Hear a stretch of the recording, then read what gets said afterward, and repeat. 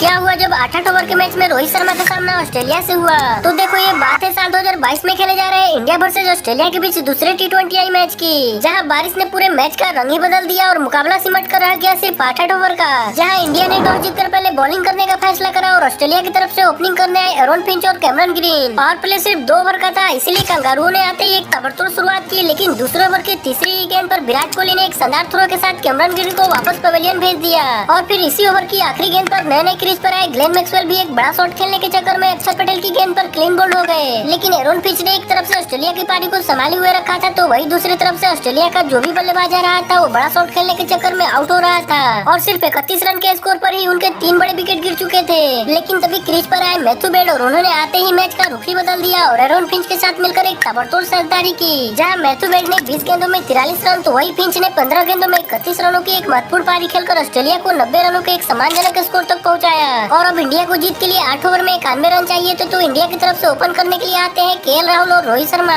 तो वही उनके सामने थे जोस हेजलवुड, जिनकी तीसरी और चौथी गेंद पर रोहित शर्मा बेहतरीन पुल शॉट खेलते हुए बैक टू बैक 2 सिक्सेस लगाते हैं। और रोहित शर्मा की सकारात्मक अंदाज में खेलते हुए देखकर ऐसा लग रहा था कि वो डगआउट से ही सेट होकर आए हो। और फिर आखिरी गेंद पर केएल राहुल भी एक तगड़ा 6 लगाकर हेजलवुड के पहले ही ओवर से 20 रन बटोर लेते हैं। और इन दोनों बल्लेबाजों की सकारात्मक बैटिंग को देखकर ऐसा लग रहा था कि इंडिया इस मैच को 5 ओवर में ही जीत जाएगा। लेकिन तभी ऑस्ट्रेलियाई कप्तान एरन फिंच ने गेंद थमाई एडम जंपा को, जो कि आते ही उन्होंने मैच का पासा ही पलट दिया। जंपा ने आते ही पहले राहुल को चलता किया, फिर अपने अगले ही ओवर में उन्होंने विराट कोहली को भी ज्यादा देर तक टिकने नहीं दिया और सीधा क्लीन बोल्ड कर दिया। इतना ही नहीं, जंपा ने उसी ओवर में सूर्य कुमार यादव को भी 0 रन के स्कोर पर एलबीडब्ल्यू आउट करके इंडिया के 3 बड़े बैट्समैन को पवेलियन भेज दिया और मैच ने अचानक से रोमांचक मोड़ ले लिया। लेकिन सामने खड़े रोहित शर्मा को विकेट गिरने से कोई फर्क नहीं पड़ रहा था, वो उस दिन अलग ही मूड में बल्लेबाजी